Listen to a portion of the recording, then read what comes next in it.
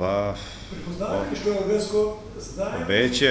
веќе се препознава што е органско од голем дел од популацијата потрошувачка.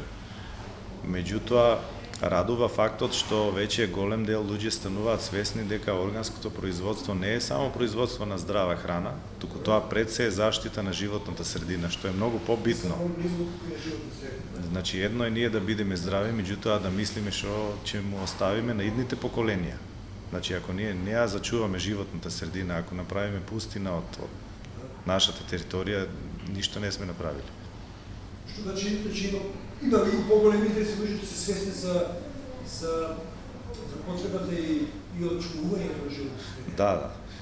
Имаме оваа година интересно е што има и голем интерес кај лозарите.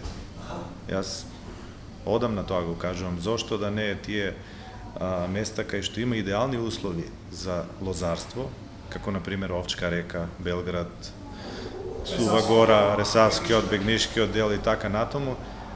Луѓето не се информирани и мислат дека органско производство е без прскање. А всушност тие прскаат со бордовска чорба, со син камен и со сулфур, што е нешто што е дозволено во органското производство и они самите не се свесни дека веќе имаат органско производство и спуштаат да земат дополнителни субвенции, кои што и како се потребни сега.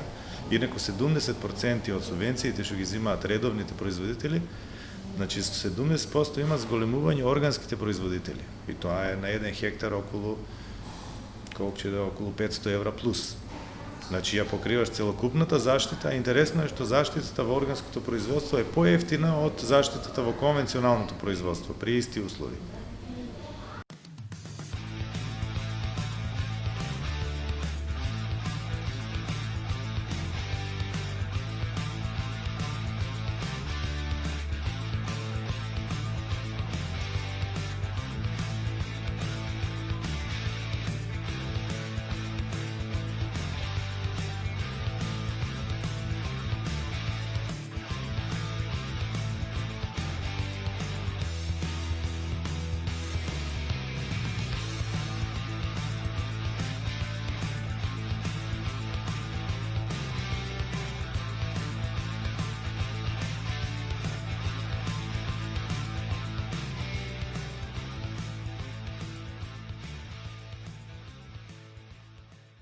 Инел го носи најбрзиот оптички интернет до вашиот дом.